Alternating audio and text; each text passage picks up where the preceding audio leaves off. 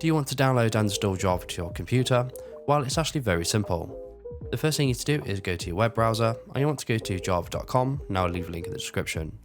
Once you're here, you want to click on download Java and this will take you to the download page. From here, you want to click on download Java again and you want to choose where you want to save the installer, so in this case I'm going to use my desktop.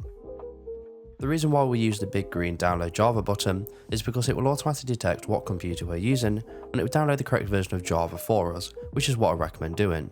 However, if you want to download Java manually, you can scroll down to where it says See all Java 8 downloads for desktop users, and you can manually download and select the version of Java you want to use, depending on which operating system you're using. So once you've got Java downloaded, you want to go ahead and run it just as you would any other application, and it's important to bear in mind you will need administrator permissions to do this. So once the installer opens up, it should look something like this, and all we need to do now is click on the install button and it will go ahead and install Java automatically. However, if you want to change your install location, you want to click on this box here and then click on install, but in this case we're not going to be doing that.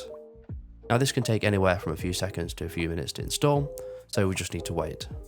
And once it's installed, it's going to come up confirming saying you have successfully installed Java, and you can go ahead and close out of the installer. It's important to note that you don't need to restart your computer and you carry on using it just as you normally would. And that's it. So if you have any questions or comments, just leave them below and I'll reply to you as soon as I can.